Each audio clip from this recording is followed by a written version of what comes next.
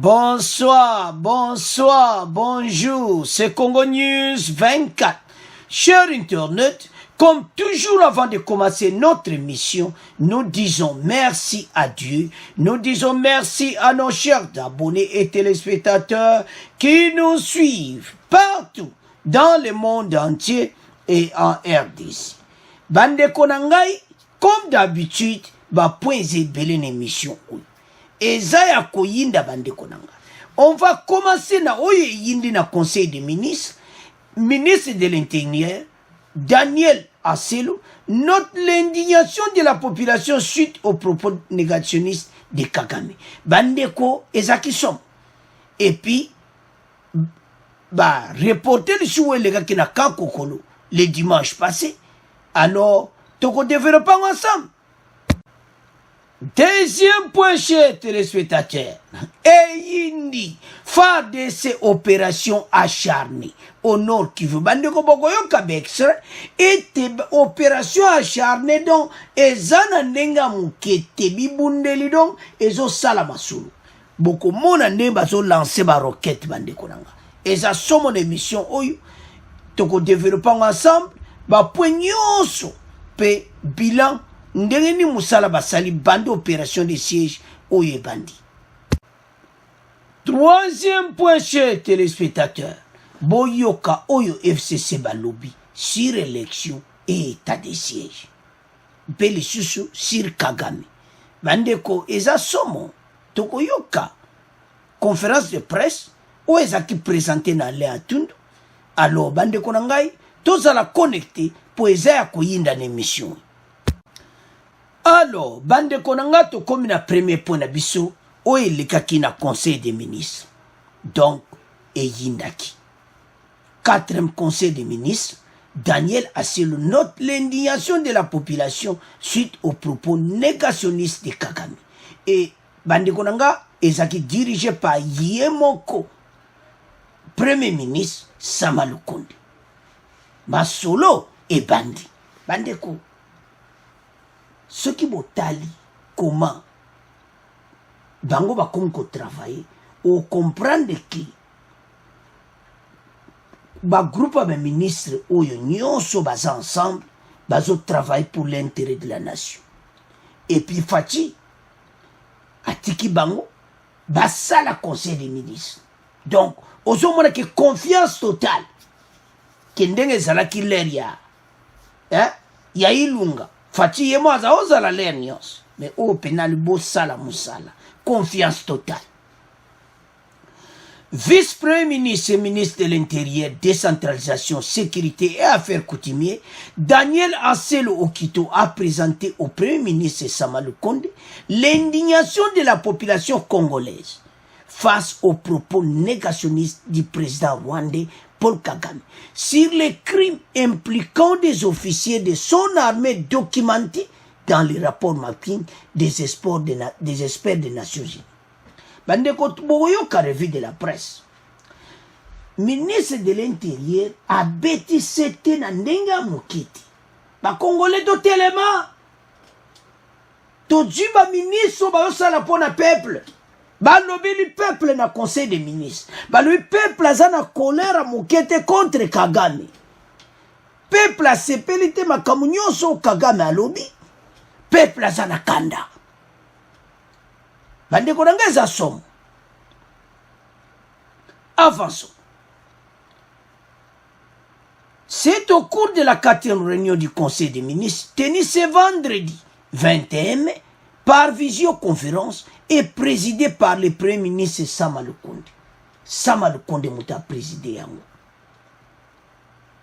Bandeko, ministre de l'Intérieur a lobby que makambu nyonso za documenté armé bato nyonso Kagame basalaki mbeba. Ye Kagame yebi yango. Mais pourquoi zolinga sakana na ba Congolais kolo makamba ndenge wana? Ba Congolais baza na bakanda ba poza kwa kutumula ba pota bande boko landa revue de la presse. O presse na mse na RDC balobi. Kagame ayebi ne mabe nyonso basalaki sur le sol congolais. Daniel Aselo alo abeti pena sete alobi jamais koko sala mandenge wanati. Ya koko loba bongo te, yango chef de l'état loba kibo. Apesa biso batu wana nyonso. So ye Kagame, apesa batu o bakutaki mbeba, bakene kosamba. Bandeko, eza somo ne mission yopo, to tie la bino extra. Avant meto lekana, o lekaki na kankokulu. Atana na dossier ya Kagame.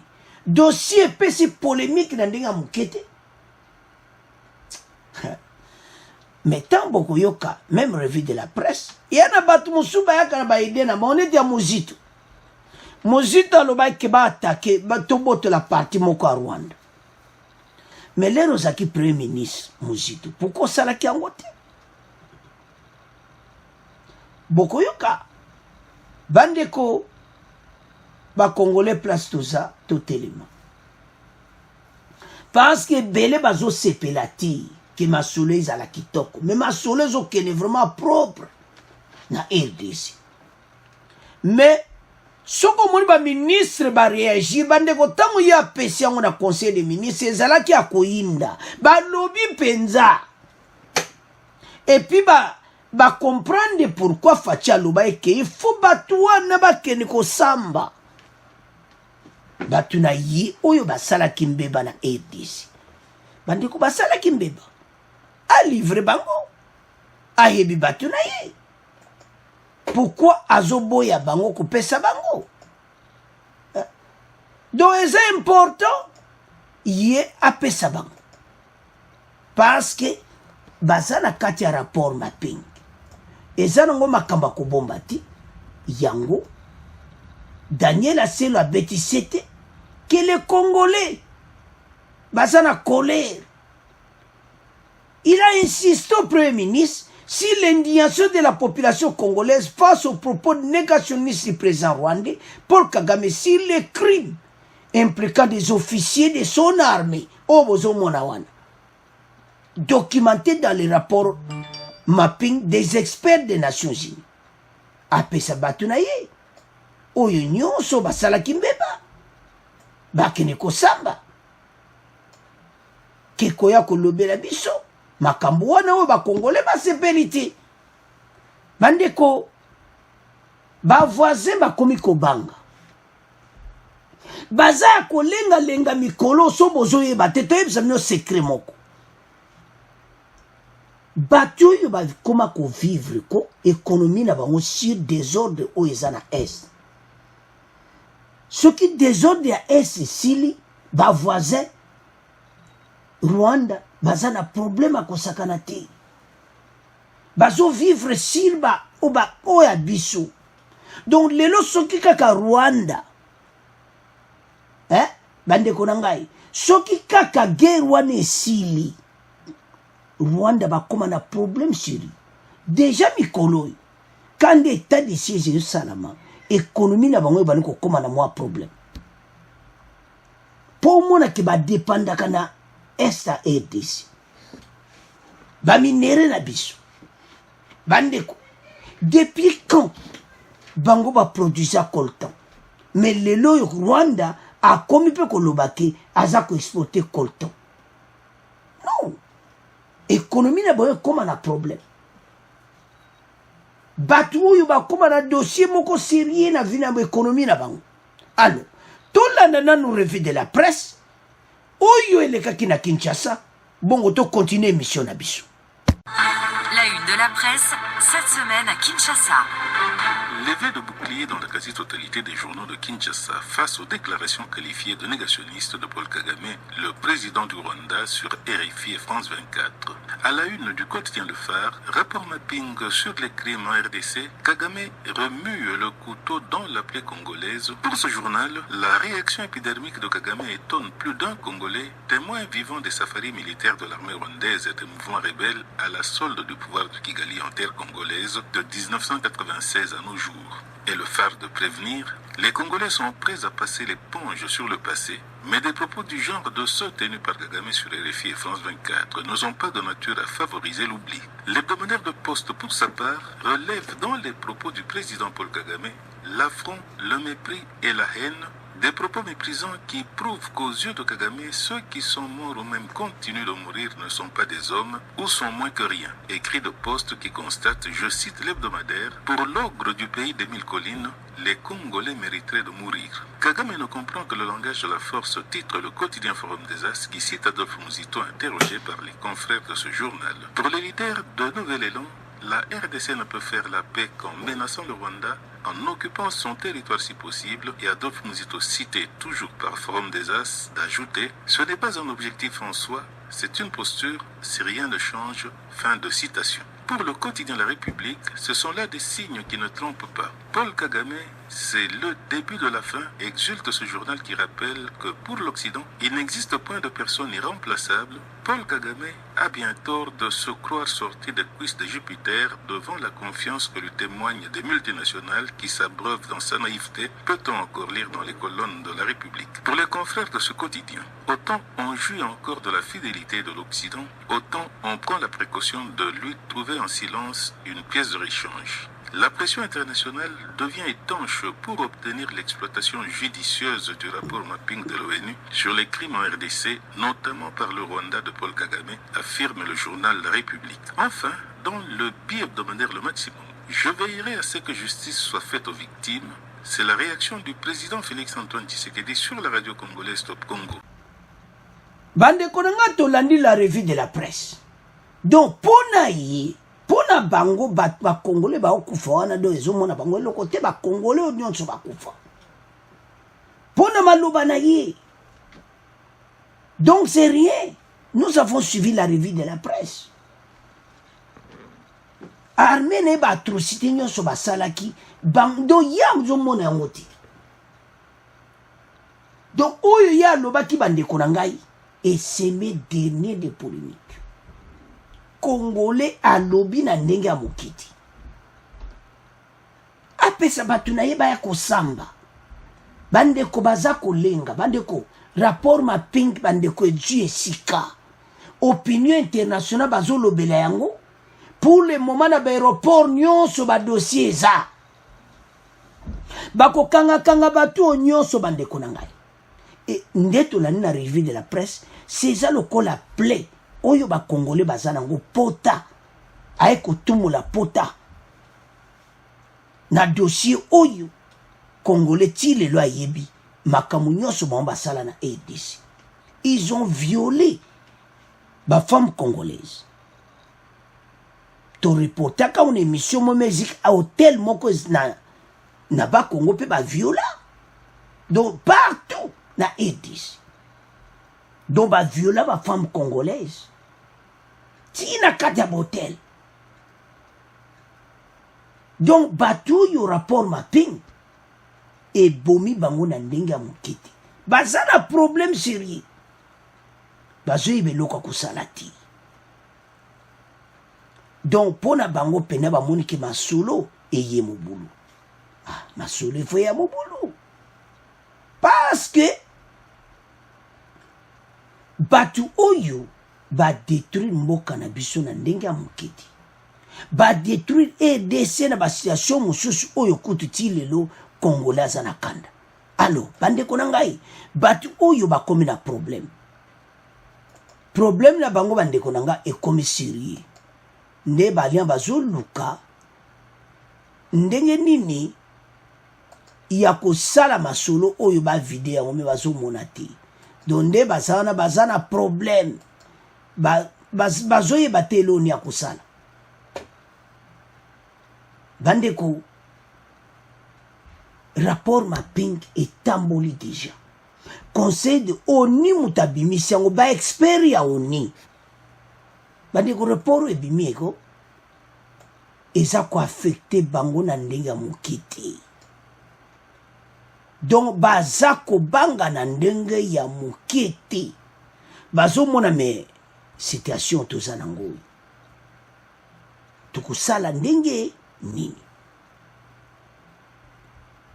ndeni toko parce que baza devant un fait accompli parce que basalaki yango donc batu na bango il faut bakanga bango il faut bakende prison ye moko siko aza commandant nana atindaki bango donc d'une manière dino ye moko mpe nkolo ya makambo po ye moko président de la république ya Rwanda ye mutu atinda batu na ye yango bozomona ke Rwanda baza na problème sur alors awa sodo zongi awa message ya ministre de l'intérieur eza clair et pas ba voisin que malobo balobi eza kitoko te ba crime batron basala ki faut baya kosamba na yango yango na conseil des ministres eyindaki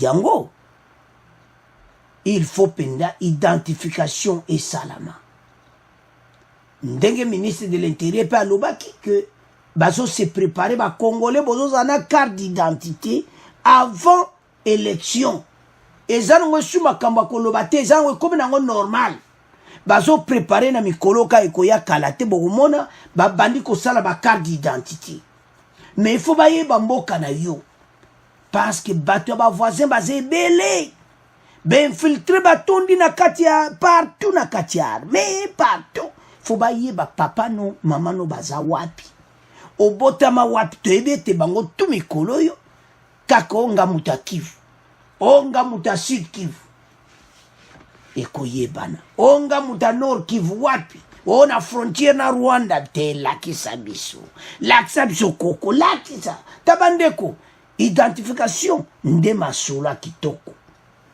lokola gouvernement le compte de balobi kezo salama avant élection ko salama bandeko to s'attendre babi kalate Daniel Asielo ministre de l'intérieur alobi kalate bokomona déjà ba identification zo salama batwana nyonso bakobanda ba malasi na ndenga mukete bakoluka ba porta ko kende donc yinde libango allo bandeko wanezaki masolo ya ba voisin o elekaki na conseil des ministres alors kaka na conseil des ministres balobelaki makambo ya kankokulu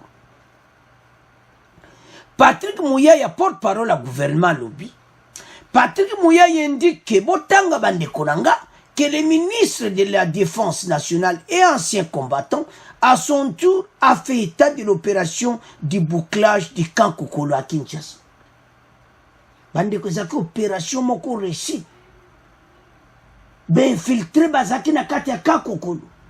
Ah, mboka na biso bandeko tozaki bakufite. Bandeko pendant les 20 ans tozaki batusi dosi là.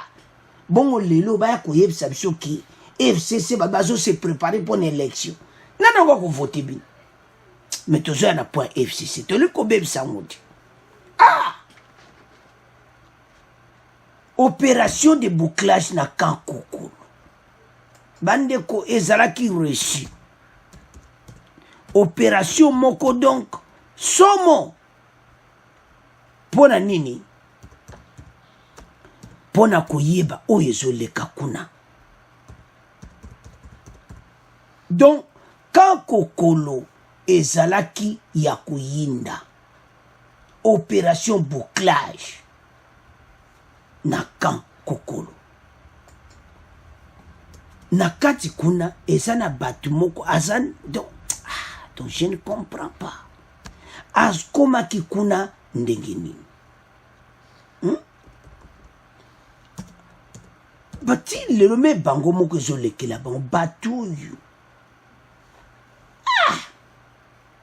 bandeko esalamaki le dimanche 16 mai na conseil des ministres yindi masolo wana alors rapport à Patrick Muyaya Lobibo il a fait le rapport de l'opération du bouclage effectuée le 16 mai dernier au camp Kokolo. Plusieurs arrestations ont été opérées, des armes saisies et des expulsions exécutées.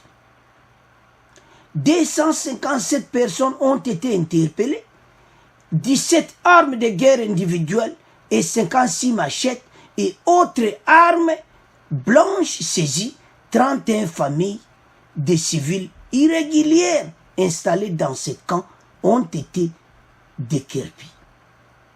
Bandeko botala nanu makambo ezoleka na mboka na biso.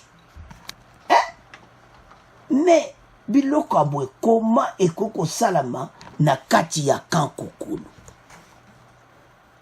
Camp oyo eza oyo armée na biso baza wana des infiltrés na kati batu moko il fallait même pas bazala baza wana na ba arme. Sikoyo bakulu no tozoyoka makamusu ezosala makeo bakotele motu na binduki na ba arme bayibi loko na ye masolango yango. Bandeko, notre pays, notre beau pays, ekoko vivre ba makambo oyo ti. Yango gouvernement oyo elekiko tala bakende na bango kaka. Soki lelo tozomona makambo oyo eleki na mboka na biso. Non. Eza mawa. Notre beau pays ekokoma na ba niveau oyo ti. Mboka oya RDC ekoko vivre ba makambo oyo te. Bandeko na ngai. Komona koma? Makambo oyo esalami na kati ya kankoko. Mais batu wana nyonso bazaki na gouvernement bango to basala biloko oyo me bakangi bango opération salami kitoko. Alors totiki premier point na bino tokomoke na deuxième point. Alors chers téléspectateurs tokomi na deuxième point. Bande konanga awa tokoloba na opération acharnée. Après tokoya na masolo ya ndenge nini ba récupérer 20 villages. Basali musala kitoko pe bibundeli oyo es ba misilo bozomo na photo wana ndenge nini za kubetama butoko la sabino video. Alors toba na opération acharnée. Pourquoi opération acharnée? En tout cas Fachi non bandeko toza na vrai président. Leto lobakawa ebele ba lobaka bozo kumisa tutala. Bandeko aponi batu oyo ba gouverneur ba kepo na musala. Tango apona ki bango toyoka ki mwa mbutu toyoka mwa batu koloba. Mais talande ba osala musala kitoko. Bandeko toyaka avec la preuve à l'appui. Ete masolo pena ezo salama. Nord Kivu pena na Ituri eza ya kuyinda. Avançons. Eyindi, phare de ces opérations acharnées au Nord Kivu et Ituri. Le gouverneur militaire annonce une opération acharnée contre le groupe armé na Nord Kivu.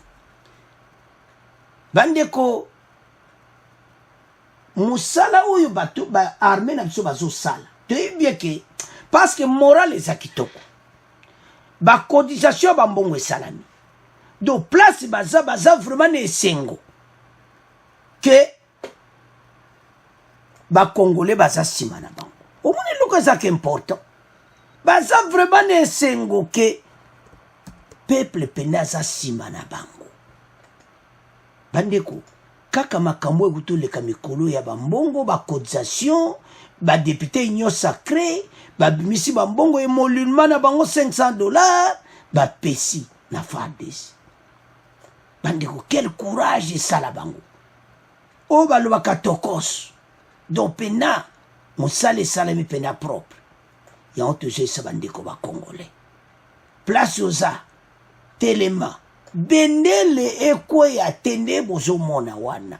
Bendele ekwe ya ti. Sama Lukonde yemo lança ki opération officielle. Yango bozo mona ba courage oyo na army. Bandeko, oyebiko lieutenant général Ndima ndenga zawanako, nde bozo mone wanako. Donc, azane sengo. Parce que azo mona vraiment ki armée moral eza kitoko. Likonda eza bazo futa. Mbongo bazo paye bango pena kitoko. Masolo fa salama kitoko. Le lieutenant général Constant Ndima, gouverneur du Nord Kivu, annonce une opération acharnée de traque contre les groupes armés pour restaurer la sécurité dans cette province. Il a fait cette annonce vendredi 21 mai dans la matinée au camp militaire de Rumangabo, près de 30 km de Goma, dans le territoire de Rutshuru. Bandeko, opération acharnée, Salima Solo, Baïbse Bobima na Zamba. Donc, Bibundelie Salamina Nenga Muketi. Avançons. L'autorité provinciale a également apporté une assistance à ces combattants cantonnés à Rumangabo.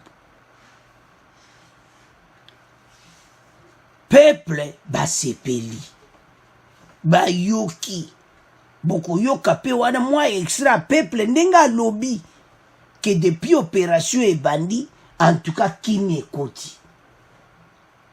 C'est ça et le kutozoluka. Alors, sans plus tarder, Toyoka, opération acharnée, bon, to continue mission à biso. Madame, Messieurs, bonjour. Le lieutenant général Constant Ndima, gouverneur du Nord Kivu, annonce une opération acharnée de traque contre les groupes armés pour restaurer la sécurité dans cette province. Annonce faite hier au camp militaire de Rumangabo, près de 30 km de Goma dans le territoire de Rutshuru. L'autorité provinciale a également apporté une assistance aux combattants cantonnés à Rumangabo. Sifa Maguro pour le reportage. C'est au cours d'une causerie morale devant au moins 400 combattants rendus qui sont cantonnés dans ce site depuis plus d'une année en attendant le processus de démobilisation que le lieutenant général Ndima a donné ces messages. Nous sommes dans la phase de sensibilisation. Que le bon citoyen se retire car nous allons traquer et frapper sans pitié, a-t-il souligné. Le gouverneur militaire a également demandé à ses rendus de faire parvenir ces messages à leurs frères qui traînent encore dans la brousse. Il a par la même occasion remis une quantité de vivres et non-vivres à ses rendus qui attendent toujours la concrétisation du processus de démobilisation. Après Rumangabo, le gouverneur militaire Constant Ndima s'est rendu à Rutshuru où il a échangé avec plusieurs couches de la population à qui il a transmis le même message. Goma Sifama. Ça va parce que depuis 2 semaines, on est en train de remarquer même qu'il y a un petit calme là au niveau de Kassindi. Il y a même des gens qui passent sans problème. Si ça continue comme ça, ben vraiment ça. D'après les Alors, bande koranga to landi wana biso nyonso. Toyoki. Ndenge nini opération acharnée ezo sala masulu. Bande ko baza déterminé na ndinga mukiti. Parce que baza na besoin que makambo yo esila. Makambo penando babo sana yango tu. Kune kota na kimia. Boyoki nde malgré kationa boyoki peuple ndenga lubi. Ke mikolo yo penda kimia pende koti. Pona nini? Opération acharnée. Akutana ba militaire belé o bazaki bato musuba kangaki ba mpona musuba zongsaki minduki musuba bimaki na donc pona depuis la ne bazaki wana alors ba arranger situation na banque pour mona ki il fallait qu'on état de siège ça là na bato bazala ki fa deso bazaki liboso kuna bo vanza bato plus d'une année et ça mawa bato il fallait ko arranger situation na bango batou c'est ça yango bazai kozonga na zamba.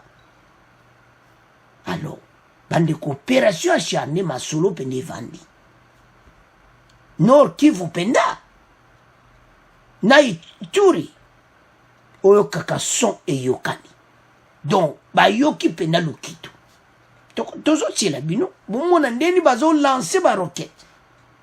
Boyoki peuple wana malgré kati ba musume bolandi yango que peuple alobi que mikolo pena kimi ekoti yonde ko congolais place oza ebele baza na hésitation mais comme tant to supporter mboka et comme tant biso nyonso à l'ensemble pour l'intérêt du pays bande ko pays na biso eza beau pays eza pays oyo ko vivre sous babiloko oyo te otozo yo ko okuna oboyi mais tozala bomoko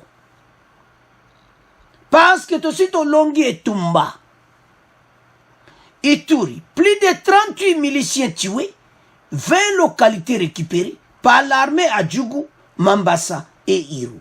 Ba récupérer 20 villages. Ba village wana ba botola kiango na ba groupe armé do ba papa na ba zaiko vivre ne ba esclave na ba village. Parce ba groupe armé ba o diriger bango baza armée régulière à FARDC. Mais botalaka na quelques jours, à l'espace à 2 semaines. Bah, depuis les 6 mai, les lots. 2 semaines, bah, récupérer 20 villages. Bon, ce qui va saler un mois. Bah, récupérer combien? Bah, village nyonso. Au total, 20 villages ont été récupérés dans les territoires de Djougou et d'Irumu, d'après l'armée. Il s'agit des entités, jadis contrôlées par les miliciens. 38 parmi ces derniers ont été tués et 9 capturés. Lors des affrontements, a indiqué le porte-parole de FARDC à Ituri, le lieutenant Gilles Ngongo. Bandeko, Moussale Zosala Makitoko. Message, je ne sais pas, Ndeko Congolais place aux Oza en Europe, Oza na Kinshasa, Oza partout na mboka na biso, partout na monde, boye ba eti. FARDC Zosala Moussala Kitoko. Toyaka na be mission bandeko nanga pona ko réveiller peuple que gouvernement ya fachi na lukonde bazo sala mosala kitoko to supporter bango to zala simana bango to tika kozala naïve parce que bandeko mosalo bango bazo sala eza vraiment kitoko mais zo senga ngana yo ndeko na ngai to telema parce que banguna oyo baza suna place te bazo luka place ako kima mais baza suna place te mais comme temps ndeko nango telema et comme temps biso nyonso tozala sima mboka na biso FARDC bazo sala musala kitoko et comme temps oyo conscience ya congolais nyonso esala mboka ezo telema alors toleka na ba arme bandeko na ba arme baza ko belela bango te bobima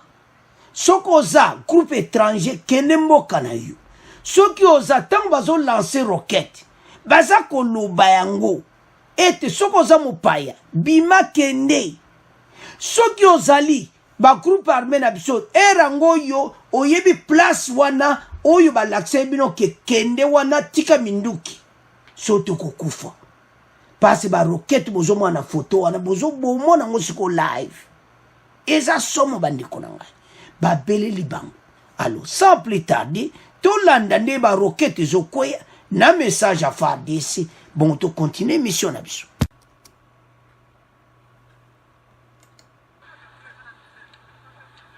Lobi Loleki, mwana mboka Johnny Kashama, gouverneur militaire ya Etuka Ituri, akendeki kote ya batomboki ya FRP na Geti, mboka lizwami na kilometre tuku motoba na sudi ya Ingoba Bunya. Tomoyoka.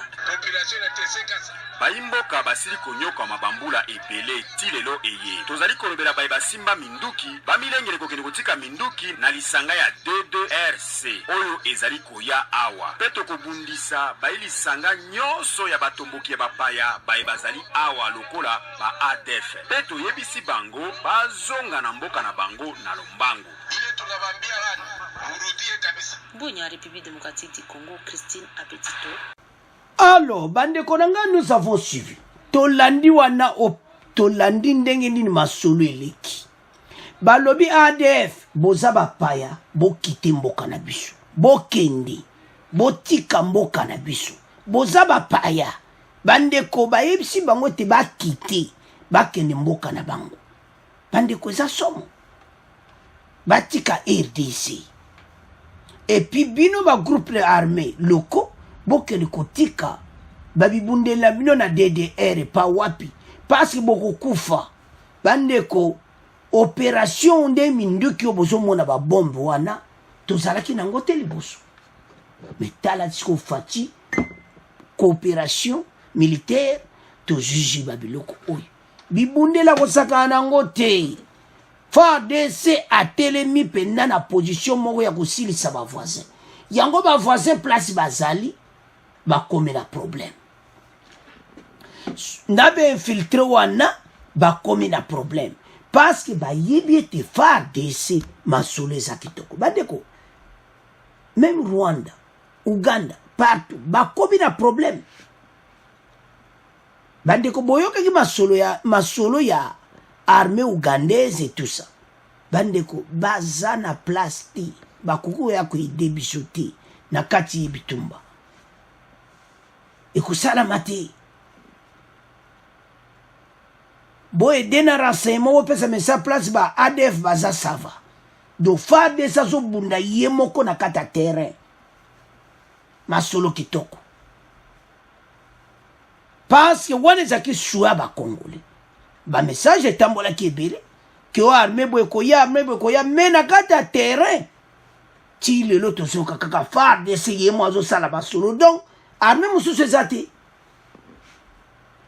mais baofficier américain baza na kati koyede baofficier donc baede na biloko ebele bibundeli FARDC azwi kala te bokomona pena drone pene ekolanda bino place bovandika bapatani mbangu bakozwa bobeta masasi bokota o biso kanisaki vrai nzonga nde eza drone bandeko drone eya pene ye etindeli bango bombe place baza botalaka minduki wana esi tozalaki nango bande wana eza bamissile eza très cher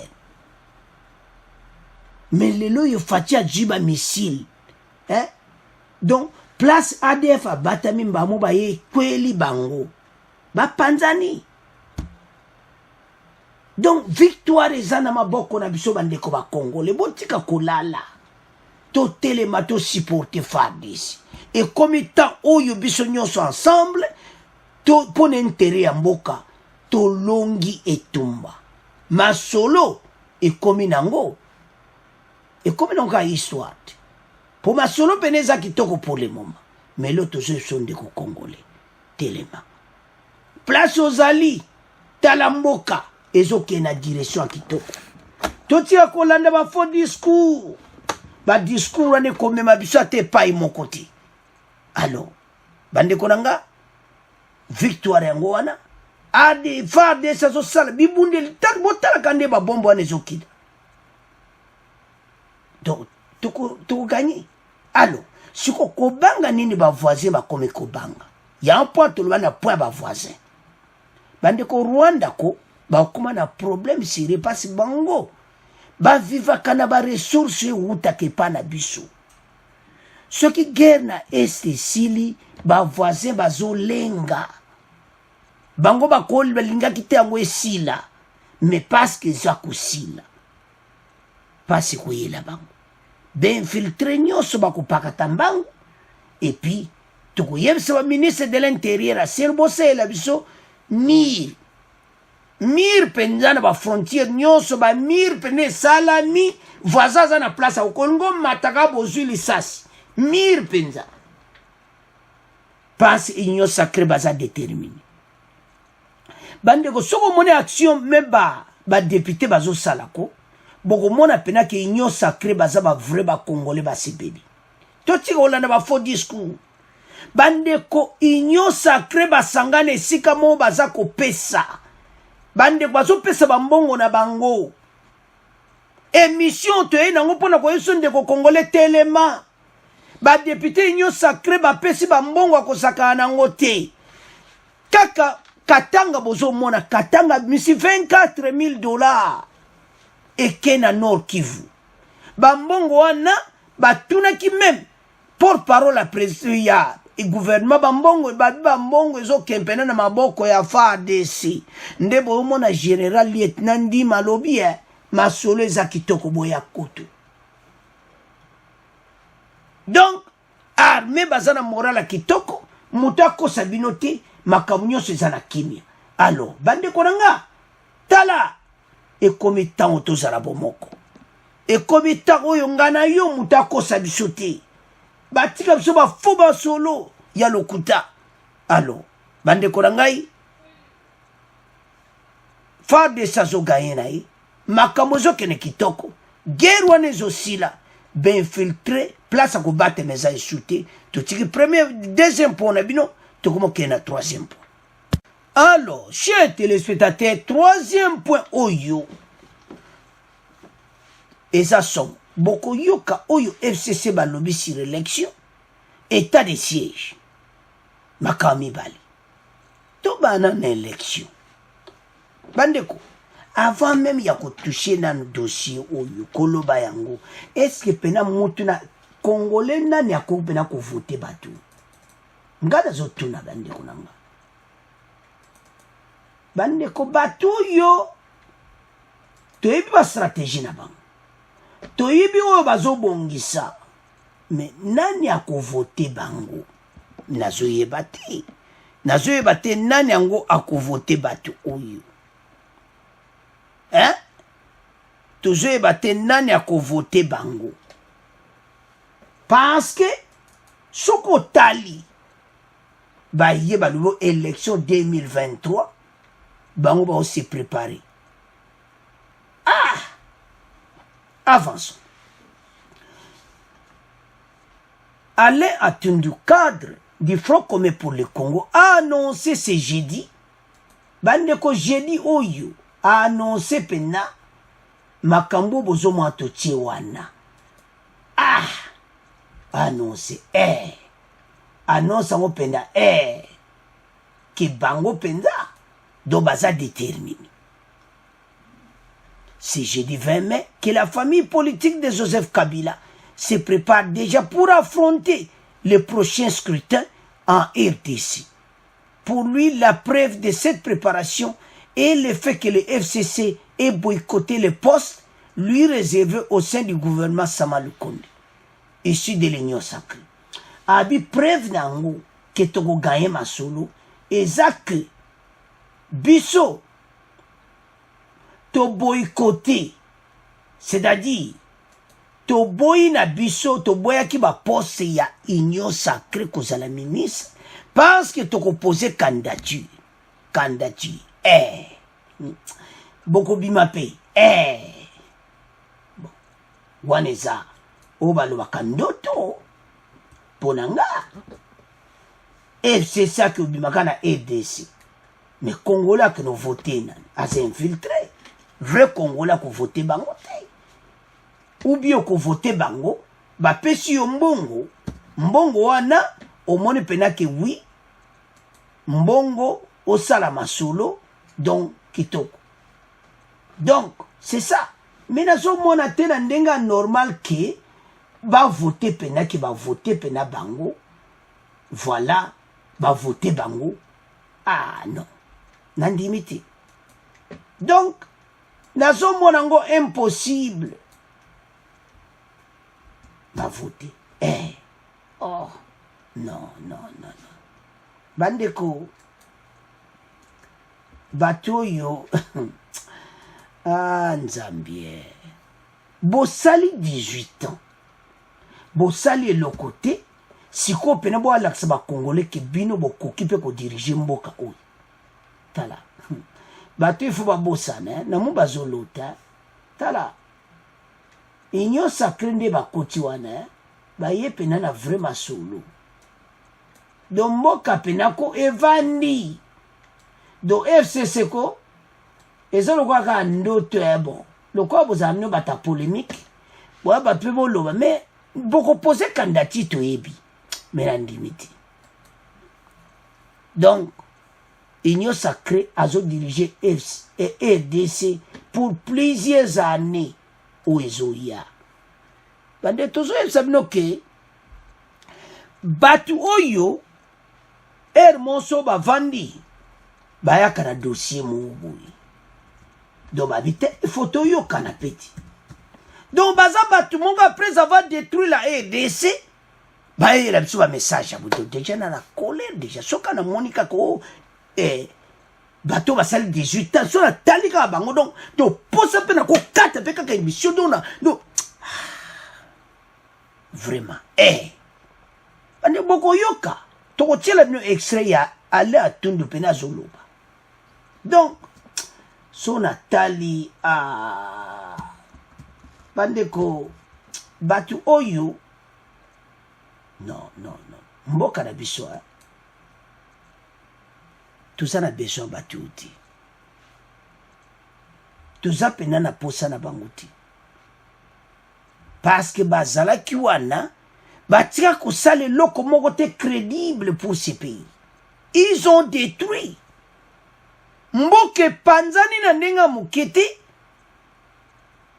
soki faci te mbelelo oyo nayebi te ya ndeko nango oza na kwa RDC botelema banguna bazali awa balingi mboka oyo ebonga ti tina ndenge état de siège ezosalama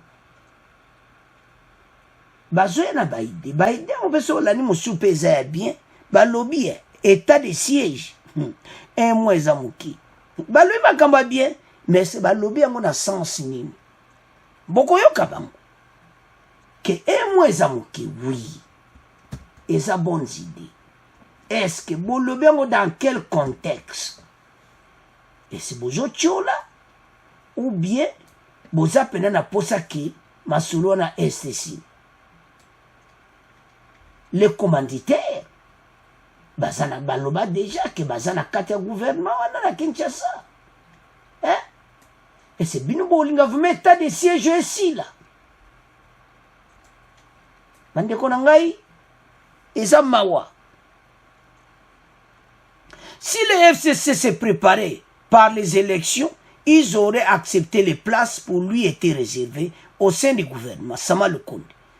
Il aurait fait des mains et des pieds auprès du président Tshisekedi pour que l'on change, pour que l'on partage le pouvoir. Les FCC se préparent réellement.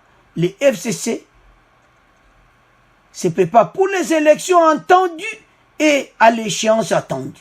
C'est-à-dire pour 2023, a-t-il déclaré à la conférence de presse Alain Atundu. Alors, sans plus tarder, Toyoka Alain Atundu, bon, auto avancer l'émission. Et puis l'état de siège décrété au Nord Kivu et en Ituri, la sortie médiatique du président rwandais Paul Kagame à Paris et l'appel au dialogue pour une cohésion nationale. Tels sont les sujets qui ont été évoqués à la conférence de presse animée hier jeudi à Kinshasa par Alain Atundu Liongo, ancien porte-parole du FCC, le Front commun pour le Congo. Un reportage de Paul Matendo. Parlant de l'état de siège, André Alain Atundu estime que sa durée d'un mois est insignifiante. Au regard de la complexité de la situation dans les provinces du Nord Kivu et de l'Ituri, les 30 jours de l'état de siège s'avèrent a priori insignifiants. La durée minimum devrait être d'au moins 3 mois pour garantir l'efficacité de cette décision présidentielle. À propos de la sortie médiatique du président rwandais sur la RDC, ce communicant du FCC appelle plutôt les autorités congolaises à exploiter le rapport Mapping afin de saisir les tribunaux compétents. Il faut que nos autorités continuent à appuyer, à exploiter ce rapport Mapping, à porter nos plaintes auprès des tribunaux compétents. Autre aspect abordé, c'est le dialogue national qui porterait notamment sur la gouvernance. La gouvernance doit être démocratique, c'est-à-dire tolérable à la contradiction. Les élections constituent le poumon de respiration de la démocratie. Selon lui, ce dialogue est indispensable pour mettre fin à l'insécurité dans l'est de la RDC. Et au Congo avançons, tout discuter sur comment Malobaya FCC. D'abord, parlons sur état de siège. Ils ont idée à bien. 2 mois, 3 mois. Merci. Question de Zotuna. Pas de binobo salaki à mouti. Allah a de répondre, Bissou. Pourquoi Bosalaki Yangouti? ti faci aye kosala état de siège. Pourquoi bino bosalaki état de siège te? Pourquoi bosalaki te nde bozomona ba généraux lieutenant wana ndenge faci aponi bango nde bozomona photo wana? Pourquoi bino mpe bosalaki yango te? État de siège. 2 mois, 3 mois. Oui, merci. Et ça idée bien. Bino bosalaki te pona. Parce que boyebi ke bozana bénéfice nango. Parce que boyebi te bozo bénéficier nango. Boyebi te bino boko créer quelque chose à mabe. Bande konanga eza mawa. Eza mawa. Komona ke ba dirige mboka. Mais totie komona te ke ba aider vraiment. Totie komona te. Donc bango na ete soreza hypocrisie ou bien bazolo ba pena makamba solo état de siège 3 mois ici là. Et c'est vraiment et c'est FCC bazana posa vraiment guerre wana ici là. Biso za ba congolais ba bazoba te ale atuni. Et c'est boza pena na posa guerre wana ici là. Boza bokumo lo bon passe bon monike masole zo kene kitoko. Bande ko ba moni pena ki masole zo kene kitoko alors tikatolo makamba bien. Non, nandimité. Parce que bango bakolinga jamais makamba kitoko sala makuna parce que malgré ça que batu bango baza soupçonné na makambo ebele. Pendant règne ya FCC, il y a PPRD. Combien de groupes armés va se former? Plus de 300 groupes armés et salami na Nord Kivu. Mais le boya koyeb sabso que 3 mois. Non, botika baji. Tous les kasikoyo makamba Kagame. Naso mona te. Parce que bino lelo bozo pesa conseil na makamba Kagame et tout ça qui to porté bango plainte. Mais bino bozala ki wana pendant 18 ans. Bo porta ki Kagame plainte. Pourquoi rapport mapping basala ki on banda 2010? Pourquoi yeko bimaga lera faji? Bon répondre biso. Bande bazan réponse au pesa congolais. Rapport, on a peut-être vous connaissez, peut-être vous ne connaissez pas. Et ça qui est élaboré depuis 2010, PPRD, côté on a tiroir. Bombi yango. Hein? Mais pourquoi? Ce qui bazala qui n'a pas ça rapport mapping oyo. Pourquoi pas? Babimisa qui on a tiroir. Pourquoi pas? Po mona ke bato oyo balingi mboka na biso ti. Ndeko nanga place ozali telema. Banguna bamoni ete masole komo kene kitoko bakumo yela biso ba discours ya kopesa biso esengo. Congolais telema bato nyonso baza banguna oyo bazobenga bandoki ya Congo. Bandoka Congo batelemi bakumoya opesa biso ba vrai ba conseil po ba monete masole zo kene kitoko. Et c'est bino penza boko linga vraiment biso de porter Kagame plainte. Alors que bato na no bazana kati ya makambo wana ya rapport mapping.